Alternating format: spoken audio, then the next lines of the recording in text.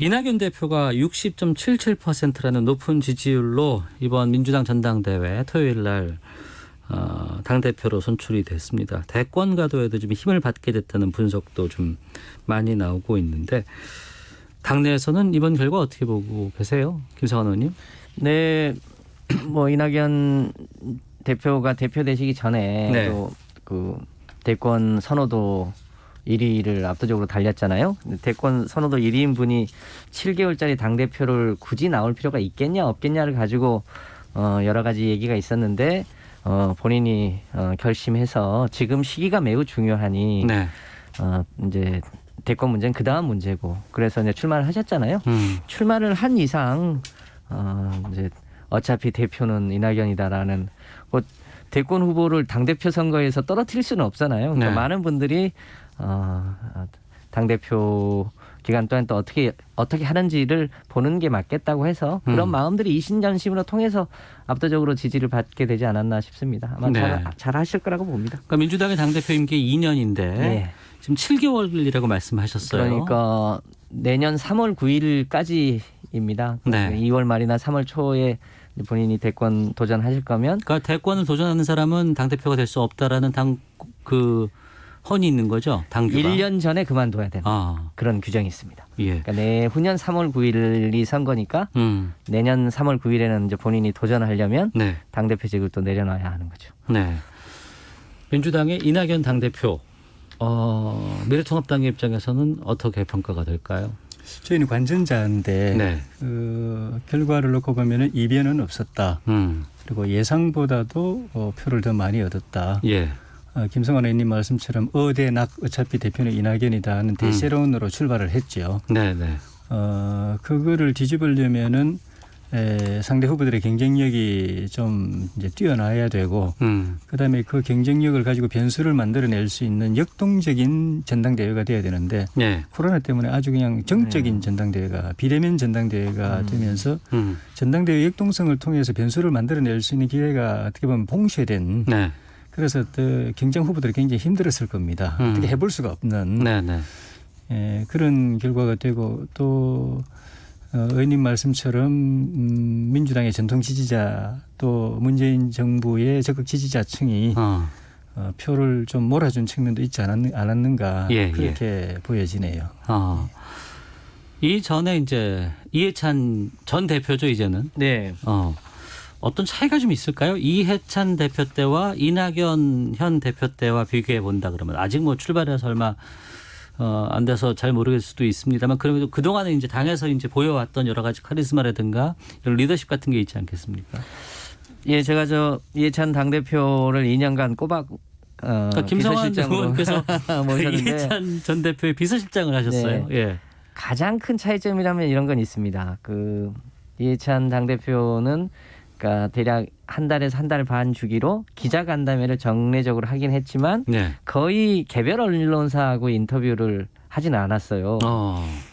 그래서 언론사에서 많이 좀 답답해했는데 이제 이해찬 대표께서는 본인이 무슨 대권의 뜻이 있다거나 다른 욕심이 있지 않아서 자기가 언론하고 정기적으로 소통하면 되지 개별 언론하고 하면 모든 언론들하고 다 해야 되니까 보다 이제 전략적인 것, 당내 민주주의 이런 데 집중하겠다 이런 취지였는데요. 네. 지금 당대표께서는 개별 언론사하고도 지금 인터뷰를 자주 하시면서 국민하고의 이제 소통 지점을 많이 넓히고 계시잖아요. 네, 그런 지점이 아마 전임 대표와 이낙연 신임 대표와의 가장 큰 차이점이지 않나 싶은데요. 네. 그래서 훨씬 아마 능동적으로 대국민 접촉면을 넓혀가면서 이제 신속하고 유능하지만 또 겸손한 당이 될 수 있도록 노력하시지 않을까 뭐 그렇게 보입니다. 예, 야당에서도 좀 그 차이가 좀 있을까요? 저는 개인적으로 이해찬 대표님을 잠깐 개별 기회에 받은 느낌하고 대외적으로 공식적으로 여야 관계에서 이게 겉으로 표출되는 면이 너무 차이가 많이 나요. 네. 겉으로 표출되는 면은 굉장히 당파적이고 이념지향적이고 또 야당에 대해서 공세적, 공격적. 어떻게 보면 좀 까칠한 그런 이미지도 있고 그렇게 저희 야당에게는 그렇게 각인된 측면이 강합니다. 예, 예. 근데 그거하고 비교하면은 이낙연 신임 대표는 상대적으로 당파성이나 이념성보다도 조금 합리적이고 또 실용적인 그런 면모도 있는 것 같고 네. 진영 논리에 그렇게 뭐 심하게 매몰되어 있진 않고 정치적으로 약간 좀 개방적인 측면도 있지 않나. 네네. 야당도 덜 까칠한 대표를 만났을 수도 있다라는 그런 기대가 없지 않은 것 같아요. 그런데 이제 그렇지만 또 문재인 정권의 집권당 대표고 네. 예, 정권의 국정 운영 기조라는 게 있고 지금까지는 적어도 문재인 대통령과 청와대 친문 주류의 노선이 국회를 통해서 투영되는 거 보면은 일방 독주 형태고 네. 그것을 신임 당대표로서 변화를 줄 수 있는가. 야당이 이해찬 대표보다는 조금 그래도 그런 면에서 유연하다고 느껴지는 게 현실로 네네. 실제 정치에서 구현될 수 있는가 하는 그런 변수가 있죠. 네. 김성환 의원께서 이제 2년 동안 꼬박 말씀해 주셨던 까칠한 당대표 밑에서 비서실장을 하셨어요. 네. 상당히 바쁘셨잖아요. 아무래도 지난 이해찬 지도부 체제의 가장 중요한 거는 21대 총선에서 승리하는 게 가장 중요한 과제였었죠. 네. 여러모로 우리 국민들이 성원해 주신 덕분에 저희 당에게 많은 지지와 성원을 보내주셔서 이해찬 지도부 체제의 소위 정치적 목표는 상당히 달성될 수 있었다. 이제 이런 점에서 거듭 국민들께 감사의 말씀드리고요. 제가 이해찬 대표 모시면서 들었던 것은 대외적으로 보이기에는 매우 까칠해 보이지만 네. 실제로 저 의원들하고는 굉장히 민주적으로 운영을 했어요. 이게 이제 최고위원들도 여러 분 계시고 당에 굉장히 중요한 의사결정을 해야 될 때는 실제로 본인이 독단하거나 이런 적이 실제로 없고요. 네. 그 최고위원님들의 의견을 다 듣고 필요하면 의원총회도 소집하고 필요하면 전당원 투표까지를 해서 주요한 의사결정을 하면서 그렇게 해와서 당내 의원들은 그 외모에서 풍기는 그런 그 까칠함하고는 달리 굉장히 이 민주주의자로서의 이해찬으로 많이 이제 기억을 하고 이제 정치 일선에서 물러나시게 됐죠. 저도 네. 2년간 모시면서 굉장히 많은 거를 배울 수 있는 기회였습니다. 예. 김성환 의원님께 하나 더 여쭤볼게요. 저희 월요일에 네. 그 현직 기자들이 이제 정치에 대해서 여러 가지 얘기를 하는 시사구말이라는 코너가 있는데 거기서 어제 어떤 얘기가 나왔었냐면 이해찬 전 대표는 이번 그러니까 의원 출마도 이제 불출마를 다 이미 미리 하셨고 당 대표도 이제 다 끝난 상황인데 정계 은퇴 선언을 하지 않더라라는 얘기를 했어요. 이게 계속해서 어떤 당에서의 역할을 좀 해야 되겠다라는 의지의 표명인 것인지라는 궁금증도 주셨는데 거기에 대해서는 좀 김성환 의원님께 제가 좀 갑자기 좀 질문드렸습니다만, 예. 정치인이 선거에 출마하지 않는 거는 사실상 일종의 은퇴를 하신 거죠. 다만 이제 당 대표를 하신 분들이 이제 현직에서 물러나면 네. 당의 일종의 상임 고문을 맡게 되시거든요. 아, 예. 그러니까 그 당원으로서의 역할은 하시게 될 거고 예. 이제 본인이 한국 민주주의 운동사의 한 가운데를 거의 한 50년간 관통해 오셨던 분이기 때문에 이제 한국 소위 본인과 관련된 한국 근대 민주주의사를 회고록 형태로 네. 이제 정리를 하시려고 하는데요. 그 과정에서 이제 본인이 기여할 수 있는 바, 특히 지금 여전히 교착되어 있는 남북 관계를 푸는데 기여하시겠다는 거죠. 예, 그러니까 예. 본인이 다시 무슨 정치를 하시거나 그러실 일은 없고요. 이미 일종의 현업으로서의 정치 일선에서는 은퇴를 하셨다고 내용적으로 보시는 게 맞죠. 알겠습니다. 이낙연 이제 민주당 대표와 함께 물론 이제 앞으로 7개월간이라는 이제 시간이 있습니다만 또 통합당에서도 그동안은 야당과의 협치를 계속해서 조금 해달라고 요구를 해오기도 했었는데 어떤 바람들이 좀 있으세요? 그런 기대가 있죠.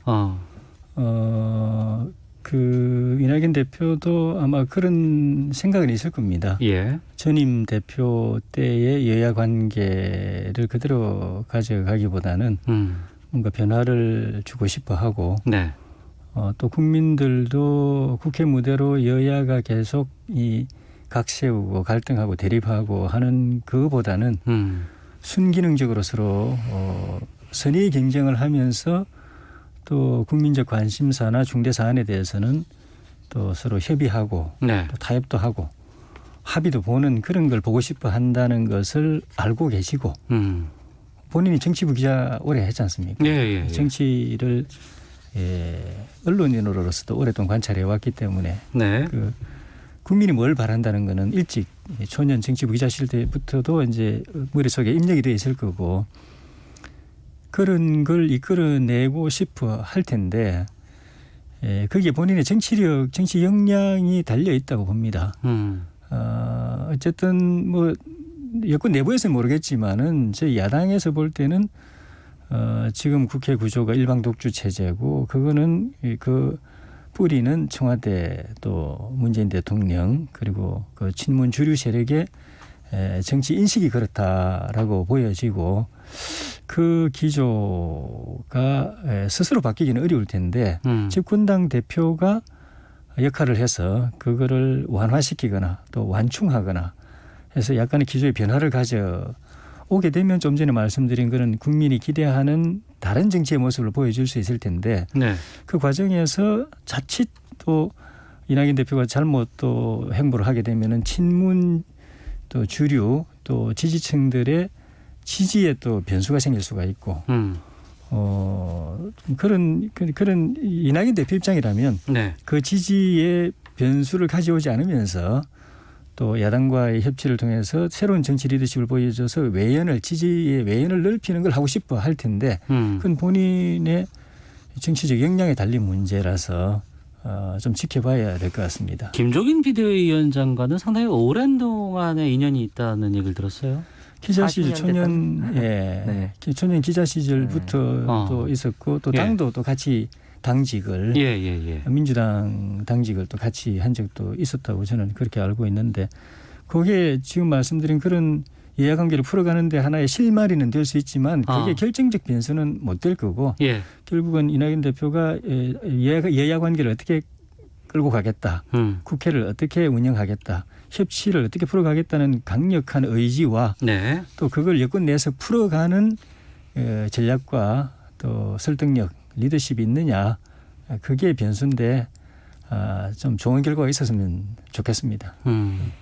그 이낙연 이제 대표도 얘기를 하셨지만 지금 이제 미래통합당이 당명도 바꾸고 새로운 정강 정책도 발표하면서 소위 이제 극우 냉전 뭐 이런 거하고 좀 결별하면서 뭐랄까 방향을 약간 이제 왼쪽으로 틀은 거잖아요. 네. 그렇게 되면 이제 저희 당이 가져왔던 정강 정책과 정책 노선과 상당히 유사해지는 지점들이 꽤 있을 수 있거든요.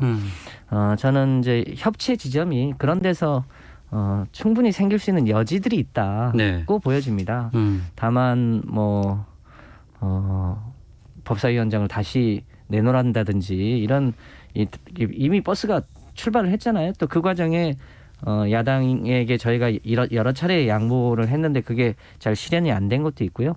그래서 이 협치 지점들은 또 앞으로 두 당 간에 또 얼마든지 있을 수 있다. 다만 그것은 그 지금 미래통합당이 이름을 바꾸려고 하는 것처럼 국민들의 민생 그리고 우리 사회가 나아가야 될 미래의 가치에 함께하면서 하면 얼마든지 할 수 있는 지점이 있을 거라고 보여집니다. 예, 미래통합당 당면 개정이라든가 상황은 제가 잠시 뒤에 계속해서 좀 말씀을 좀 나눠볼까 하고 지금은 좀 민주당 쪽으로 좀 집중해서 좀 질문을 드려볼까 하는데요. 공교롭게도 현재 지금 그 대권가도 뭐 1, 2위를 달리고 있는 분들이 다 이제 민주당 소속이세요. 그리고 이제 이재명 지사와의 관계도 상당히 지금 최근에 부각되고 있는 양상인데 당장에 지금 코로나19 재확산 관련해서 2차 재난지원금 얘기가 많이 나왔고 이재명 지사는 계속해서 지금 2차 재난지원금 지급 대상을 놓고 보편 지급을 해야 된다라고 지금 주장을 하고 있습니다. 회수도 여러 번 했으면 좋겠다는 입장도 좀 나왔는데 지금 그 이낙연 대표는 여기에 대해서 좀 상당히 신중한 입장이신 것 같더라고요. 네, 그 재난지원금을 둘러싸고 이거를 전 국민에게 보편적으로 줄 거냐 아니면 네. 취약계층에게 우선 혹은 더 차등해서 지급할 거냐가 이제 하나의 논쟁 지점인데요. 저는 이 문제는 소위 선악의 문제는 아니라고 봅니다. 각각이 갖고 있는 장단점이 있는 거죠. 뭐가 옳고 그래도 문제는 아닌 것 그렇습니다. 같고. 이제 그런 면에서 이게 이제 우리 당내 무슨 이견의 노출이다 이게 아니라 저희는 이게 당내 민주주의의 한 모습이다라고 보여집니다. 네. 그 각각이 갖고 있는 장단점을 서로 뭐 토론도 하고 논쟁도 하고 그러면서 일종의 합의에 나가고 또 합의되면 그것을 또 신속하게 집행해 나갈 수 있는 것. 네. 뭐 이렇게 표현하면 죄송합니다만 지금 국민 선호도 대통령 선호도 1, 2위가 우리 당에 있고 그 두 분이 또 각각 장점들이 또 다르세요. 그 장점들이 서로 이렇게 논쟁해 가면서 당이 나아가는 것은 저희 당 입장에서는 상당히 건전한 뭐랄까 논쟁이 되고 그렇게 네. 될 수 있을 거라고 판단합니다. 네. 앞서 저희가 그 소상공인이라든가 이런 분들과 인터뷰를 좀 해봤어요. 근데 현장은 너무나 어렵다.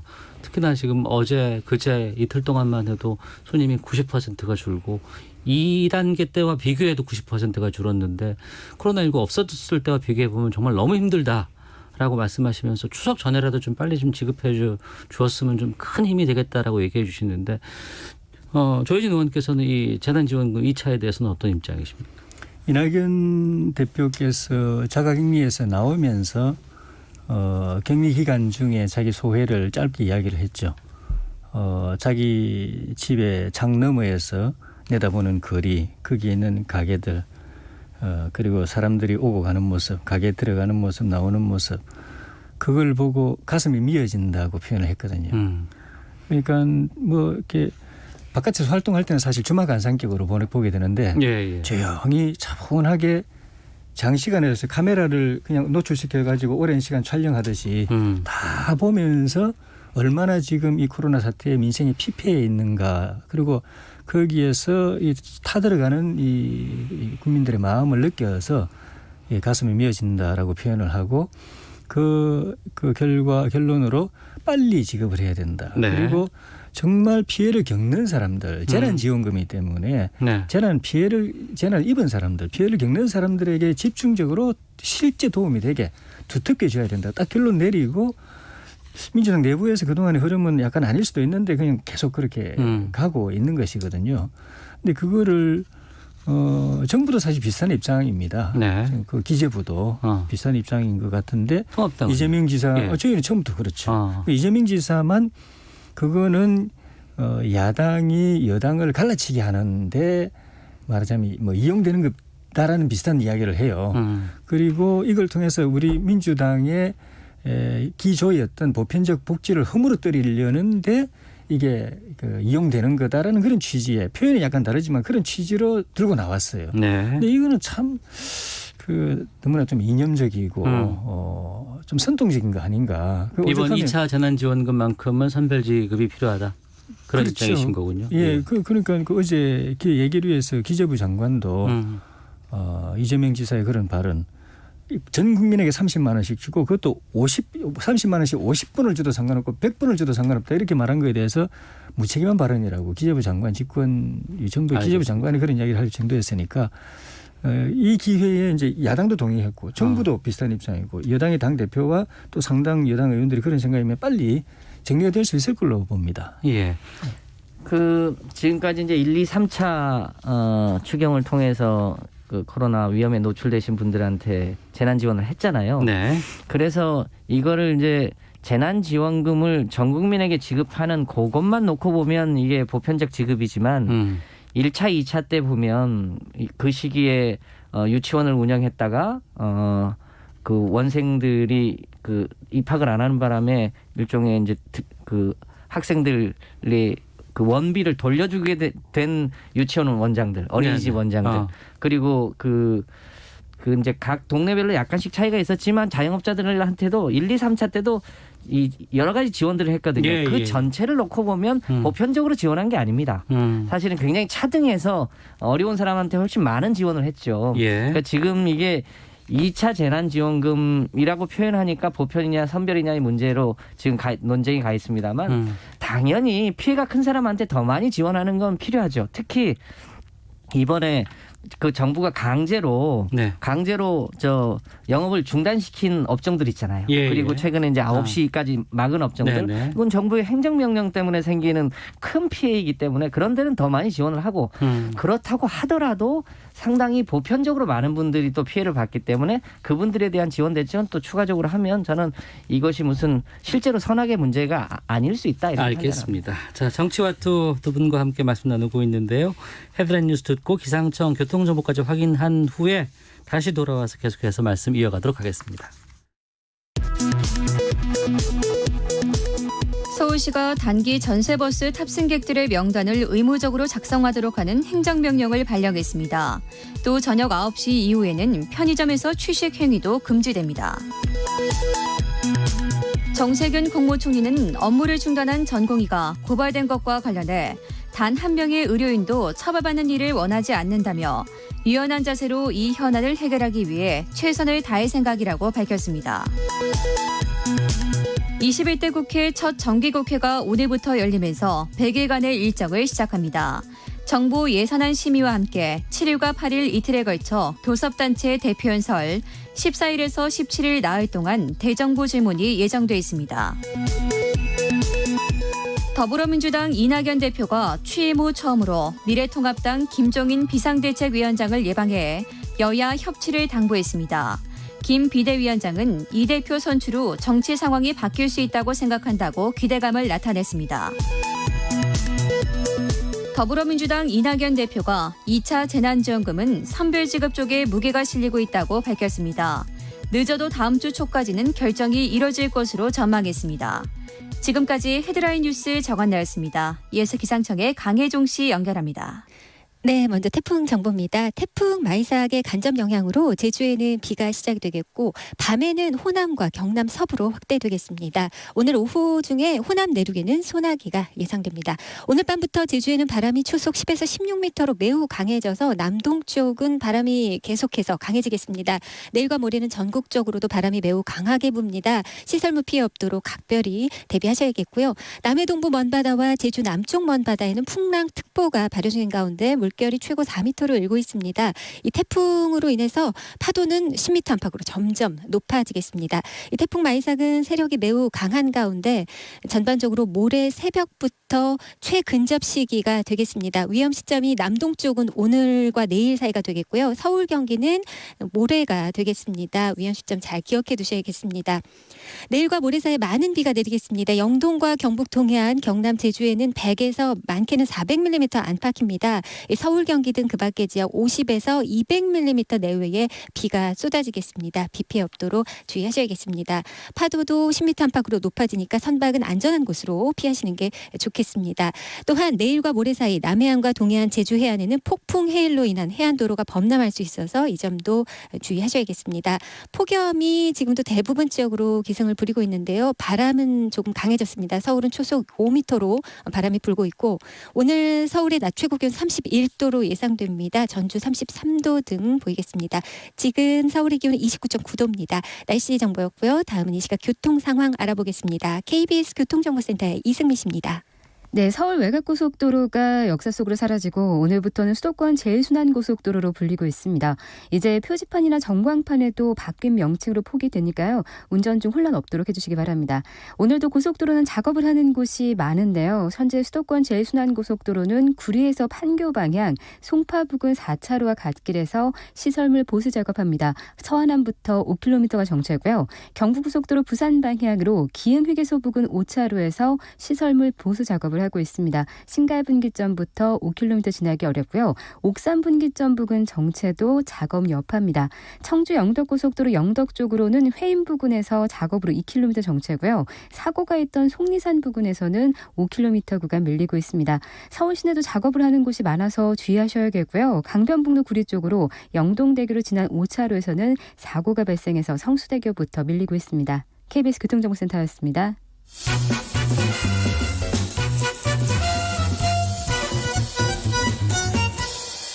오태훈의 시사본부. 네, 화요일 정치화투 더불어민주당의 김성환 의원, 미래통합당 조혜진 의원과 함께 하고 있습니다. 청취자 의견 좀 소개해드리고 미래통합당 상황 좀 알아보겠습니다. 김경렬님께서 선별 지급으로 결정이 되는 모양인 것 같은데요. 그러면 어떤 기준으로 어떤 방식으로 지급하는 건가요? 그게 더 중요하지 않을까요? 라고 의견 주셨는데 선별 지급으로 결정이 되는 모양새가 확실히 된 건 아니고요. 예, 여러 가지 민주당 쪽에서는 지금 논의가 지금 있어야 된다는 상황인 거죠. 급한 곳 당장 임대료도 못 내고 월급도 못 주는 그런 지금 거의 저 코너에 몰려 있는 데부터 우선 먼저 하고 그리고 더 여러 가지 피해들을 고려해서 추가적 지원 여부는 판단하면 된다 이렇게 봅니다. 알겠습니다. 통합당은 선별 지급 쪽으로 가야 된다는 입장이시고요. 6289님은 선별 지급하면 선별하는데 또 비용 드는 거 아닌가요? 일단 전 국민에게 지급하고 고소득자에게는 연말 정산할 때 세금으로 돌려받으면 되지 않을까 이런 의견도 주셨습니다. 자, 미래통합당의 상황 좀 살펴보도록 하겠습니다. 새로운 당명 이름이 나왔어요. 예. 뭐 위하다도 있었고 또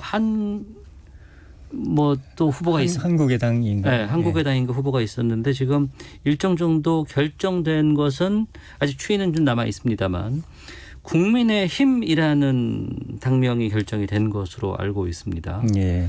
조혜진 의원께서 저희 정치화투 시간에 벌써 한 달 좀 넘었죠, 그때가. 예. 그때는 국민의 마음이 어떨까라고 개인적으로 또 어느 지지자분 아주머니께서 예. 추천해 주셨다고 했는데 국민은 맞았고 마음이 힘으로 바뀌었습니다. 예. 국민의 힘은 어떻게 보세요? 저는 기본적으로 당명 자주 바꾸는 것 자체에 대해서 별로 좋은 관행은 아니라고 봅니다. 네. 당명이 속된 말로 당명이 밥 먹여주는 건 아니거든요. 당명은 그릇이고 네. 그 안에 담기는 내용이 중요하고 그걸 가지고 국민들이 지지할지 반대할지 판단하는 거고 그 내용이라는 거는 좋은 사람들이 그 당에 있느냐 또 바른 생각을 가지고 정치를 하느냐 그리고 일 잘하느냐 그런 걸 보고서 지지 여부를 결정하는 거지 당명을 천하에 날고 긴다는 전문가들이 모여가지고 뭐 수많은 돈을 들이든 아니면 수십만의 국민들이 참여해가지고 공모를 해서 하든 나오는 순간에 바로 그걸 부정적으로 보는 그 정치 집단을 부정적으로 보는 사람들은 바로 그걸 비하하는 패러디가 바로 나옵니다. 네. 그래서 당명 자체를 자주 바꾸는 것 자체를 저는 반대 입장인데 어쨌든 이번에 이제 새로 바꾸기로 했고 새로 또 내세웠고. 예. 절차는 오늘 아침 의총에서 논의가 있었는데 의총에서는 아마 반대 의견들도 있었지만 의총이 결정권은 있는 건 아니고 의견 수렴 기구이기 때문에 그 국민의 힘으로 그대로 통과되는 것 아닌가. 그래서 네. 오늘 그 상임전국위원회에서 처리되면 내일 전국위원회에서 마지막으로 처리해서 확정되는 건데 네. 당명은 제 느낌으로는 뭐 그대로 확정될 가능성이 현재로서는 높아 보입니다. 특별한 상임전국이나 전국위원회에서 특별한 이변이 없는 한은 예. 그 외에 나머지 그 정강 정책이라든가 이런 몇 가지 이슈들에 대해서 오늘 의총이 어제 마무리가 안 돼서 네. 다시 요청이 있어가지고 다시 열린 거거든요. 그래서 거기서 여러 가지 이견들이 많아서 수정돼서 아마 상임전국이나 전국위에 올라가지 않을까 그렇게 보여집니다. 네, 뭐 당내 여러 가지 이견도 있고 불만이 있을 수는 있지만 현재 지금 이 상황으로 봤을 때는 이대로 통과될 가능성이 높다라고 봐야 되겠네요. 예, 뭐 그렇다고 보면 국민의힘이라는 게 그렇게 뭐 나쁜 뭐 그건 아니거든요. 그건 괜찮은 이름이에요. 다만 그 이름을 너무 이 이름 잘 지으면 잘 될 것, 이름 덕벌려고 생각하고 그건 아니고 이름은 요 정도로 뭐 괜찮다 하면 그냥 가고 그 안에 채워넣을 내용을 가지고 제대로 해서 국민들한테 평가받도록 하는 게 중요하다는 말씀이죠. 알겠습니다. 자유한국당에서 미래통합당으로 올 초에 바꿨었죠. 새누리당으로부터 시작해서 이번에 이제 국민의힘까지 4년 동안에 4번밖에 4번째 이름이 나온다는 건 이건 정상이 아니거든요. 예. 미래통합당이라는 이름도 저는 뭐 그게 나쁠 거 있습니까? 그 안에 좋은 내용만 채워두면 되는 건데. 근데 뭐 지도부가 결정했으니까 네. 뭐 앞으로는 잘 되도록 해야죠. 여당의 입장에서 그 통합당이 이름을 바꾸는 새 당명이 국민의힘 어떻게 들으셨어요? 네, 뭐 저희가 상대당에 하고 있는 것에 대해서 뭐라고 하는 게 뭐 적절한지는 잘 모르겠습니다. 그런데 이제 저희 당의 정청래 의원님 같은 경우는 본인이 그 당 이름 썼는데 왜 도용하냐 뭐 이런 얘기도 하고 그러던데 그건 이제 개인적인 의견 같고요. 전통적으로 이제 국민자가 들어가는 거는 주로 1당이나 2당이 아니라 그동안은 역사적으로 대체로 제3세력들이 주로 써왔던 이름이긴 합니다. 아, 국민은? 네. 예. 근데 이제 되돌아보면 저희 당도 최근에 그러니까 20대 총선과 21대 총선에는 더불어민주당이라는 이름으로 같은 이름으로 총선을 치렀는데 그 이전에는 계속 총선을 치를 때마다 똑같은 이름으로 총선을 치러본 적이 없었어요. 많이 바꿨습니다. 그런데 우리 조혜진 의원님 말씀하신 대로 당명이 국민의 마음을 움직이는 것 같지는 않습니다. 그 안에 실제로 국민들에게 어떤 정책을, 어떤 지향을, 어떤 희망을 주느냐, 또 얼마만큼 신뢰를 받을 수 있느냐, 그게 핵심인 것 같습니다. 그런 면에서 보면 여야가 함께 더 노력해야 될 일이라고 보여집니다. 벌써 무슨 패러디가 나오는데 국민의 짐이 되지 말아달라 이런 얘기도 있던데요. 하여튼 또 우리 또 함께 대한민국을 함께 또 책임져 나가야 되니까요. 더 잘 되기를 바라겠습니다. 예, 앞서 국민자라는 것은 제3세력 쪽에서 주로 많이 써왔다고 하셨는데 지금 국민의당이 있잖아요. 예. 안철수 대표가 이끄는 국민의당과의 향후 합당을 뭐 염두에 두고 있었던 건 아니냐는 지적도 나오거든요. 그건 아니고요. 예. 이 당명과 관계없이 국민의당하고 저희하고는 중도 보수 대통합으로 네. 앞으로 같이 하자는 논의가 지난 총선 때부터 계속 이어왔고 그때 이제 합당 논의까지 있었다가 안 됐죠. 그리고 총선 끝나고 난 뒤에도 안철수 대표께서 저희 당의 총선 평가를 공동으로 해보자 그런 제안도 있었고 생각이 같으면은 연대를 할 수도 있다 이런 이야기도 했고 또 권은희 원내대표가 주축이 돼가지고 저희 당하고 정책 협의도 지금 연대 협의도 지금 하고 있는 상황이고 그거는 당 이름과 관계없이 지속되어 왔고 앞으로도 또 계속될 논의고 당 이름 때문에 서로 이렇게 그게 이 접착제 역할이 되어서 이 논의가 빨리 진행된다면 그건 좋은 일이죠. 네. 근데 이제 아까 김성환 의원님 말씀하신 국민이라는 게 제가 기억하기로는 김대중 대통령께서 새정치국민회의 파격적인 이름이었거든요. 그전에는 무슨 당이었는데 새정치국민회의라고 해서 그리고 그 이름으로 집권했죠. 그러고 나서 새천년민주당으로 바꾸고 그랬던 것 같은데. 정주영 씨도 그렇죠. 국민당이었고. 이름 그런데 굳이 그걸 이제 철학적으로 의미를 부여하자면 저희 당은 요 근래 이름이 다 좀 약간 국가주의적인 신한국당, 또 한나라당, 나라 국가 그리고 최근에 자유한국당 이랬는데 국민이라는 이름은 처음 써보는 것 같아요. 그러니까 굳이 철학적으로 의미를 부여하자면 국가주의에서 국민주의로 어떤 집단주의에서 개별 국민 한 사람 한 사람에 주목하는 그런 정치 노선으로 좀 바꿔보자는 알겠습니다. 고민도 담겨 있다. 그렇게 말씀드리고 싶네요. 자, 정치화투 여기서 마치도록 하겠습니다. 더불어민주당 김성환 의원 또 미래통합당 다음 주에는 국민의힘 조혜진 의원 이렇게 부를 수도 있지 않을까 싶은데요. 마치도록 하겠습니다. 두 분 말씀 고맙습니다. 네, 감사합니다. 고맙습니다.